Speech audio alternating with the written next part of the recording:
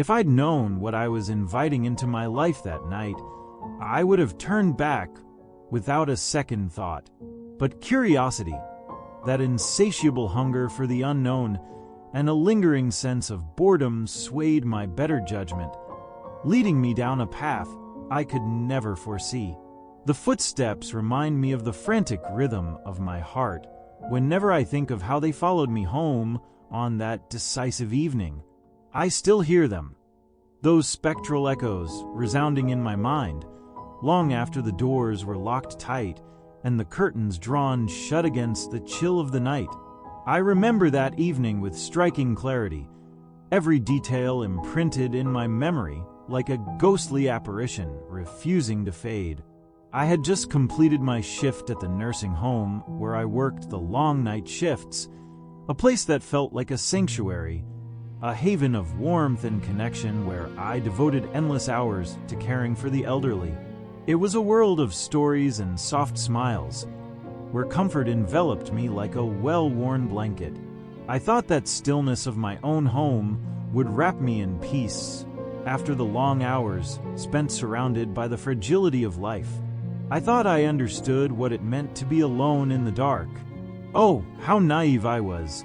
That night, as I turned into my driveway, the world outside felt eerily still.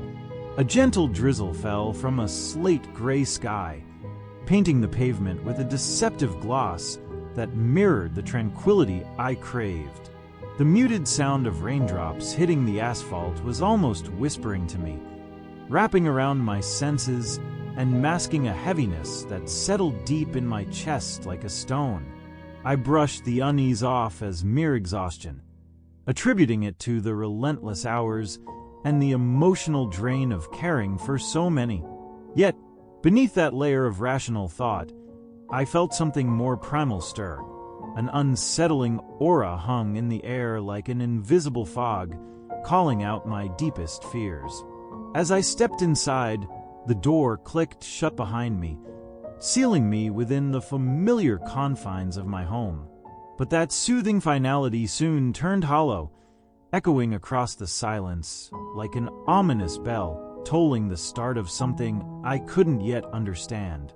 The first sign came almost immediately, manifesting as I poured myself a glass of water. I heard it, a sound so faint at first, but unmistakable in its persistence, the echo of footsteps lingering somewhere in the dimly lit hallway. I froze, the glass trembling in my grip, droplets splashing uncontrollably onto the counter as I strained to listen. I told myself it was just the house settling, the creaks and groans of aging wood. I took pride in my rationality, but deep down, an icy chill snaked its way down my spine. As I made my way toward the source of the sound, I clung to the hope that the wind might have summoned these whispers from my imagination, a simple trick of the mind.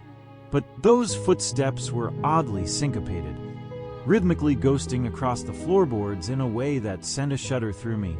They weren't random. They possessed a deliberate quality, intentional. The echo trailed me to the living room, where I turned abruptly, looking behind me. There was nothing but shadows. My heart pounded violently against my ribcage, a frantic drum marking each moment as I stood there alone, trapped within four walls, yet acutely aware of the creeping emptiness around me. I exhaled slowly, dispatching the air I felt I had been holding for far too long, dismissing my fears as mere remnants of a long, weary shift.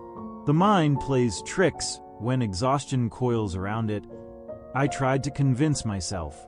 But as the second hand danced tortuously around the clock, those subtle taps became more pronounced, weaving a tapestry of tension that cloaked the evening like a shroud. I clenched my fists and gritted my teeth, but the unsettling cadence followed me as I ventured deeper into the kitchen. Each measured thump against the hardwood flooring was a reminder that I wasn't alone. The house was void of life, yet I could feel something lurking just beyond my perception. I settled down on the couch, willing myself to distract my spiraling thoughts with the glowing screen of my phone, scrolling through mundane posts that offered little solace, doing nothing to alleviate that gnawing discomfort curling in my gut.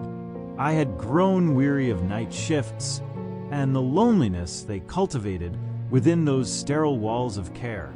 That might have been the end of it, if not for the sudden screech of a floorboard straining tight against the wall behind me.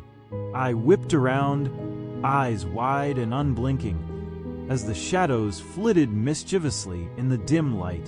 The whispers grew louder, clashing with the echoing heartbeat reverberating in my ears as I desperately sought an explanation. Perhaps just a fluke of wind, or a stray animal outside, anything tangible to anchor me back to reality.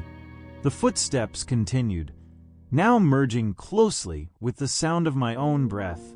I could feel my heart's rhythm syncing with the dull throb of these sounds. My nerves crackled like dry kindling, and I suddenly stood, feeling the air thicken with dread around me. Cautiously, I made my way through each room in my home, searching for intruders, scanning for windows that had been overlooked, seeking something real, anything to placate my nerves. By the time I reached my bedroom, the realization sunk in like bile in my throat. Nothing had changed. The silent shadows that had previously wrapped me in comfort now felt imbued with something sinister. It dawned on me with chilling clarity. Something had followed me home. In hindsight, I should have recognized the signs. My grandmother's voice echoed gently in my memory, warning me that all emotions attract shadows, especially the ones felt in the dark. They are drawn in, lurking just outside our vulnerability.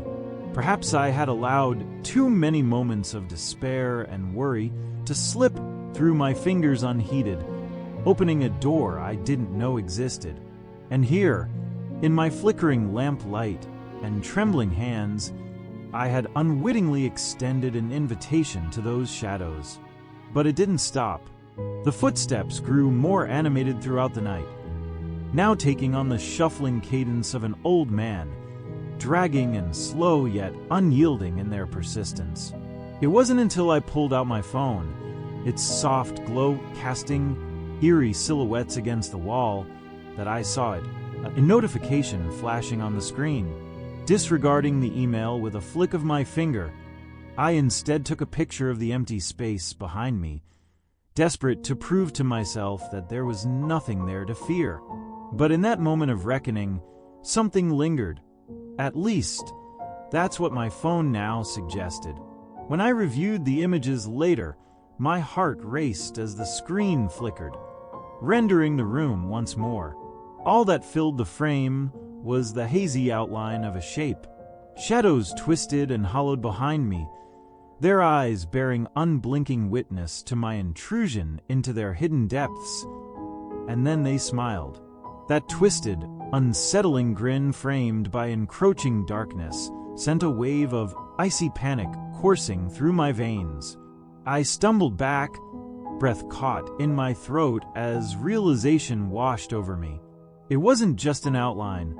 It was an echo, a ghost of one who had walked before me, a silhouette steeped in resentment and longing. It was a reminder that I wasn't alone, not even in the supposed sanctuary of my own home. That sleepless night dragged on, every tick of the clock resonating loudly against my skull. Curled into a ball in the corner of my bed, I waited for dawn to break, my heart pounding in sync with those phantom footsteps that ebbed and flowed around me like waves whispering of secrets lost to the wind. As the first beams of light broke through, silver rays crisscrossed through the blinds, and the world outside resumed its daily rhythm, indifferent to my torment. My phone lay on the desk, holding captured proof of that shadow. Yet despite the horror burned into my mind, I felt a heaviness settle in my heart at the thought that it would become just another unforgettable memory, another horrifying story no one would believe, one I would keep burdened deep within myself. Now I offer this warning. If you've ever felt something brushing against your thoughts, a lingering presence when the world fades to silence, then perhaps you understand. I still cannot comprehend why it followed me home, but it did. And that haunting presence lingers still. My phone, forever a reminder. Its screen capturing something far beyond the physical realm. I still hear the echo of those footsteps, subtle yet incessant. They come and go, but they never truly leave. Take heed, though, if you choose to peer into the shadows that dwell within your thoughts. Know not every moment calls for exploration, and not every darkness harbors kindness. If you remain with me here, perhaps a part of you wants to uncover more. If you dare, subscribe to The Dark Witness. Just remember, some secrets are better left unspoken.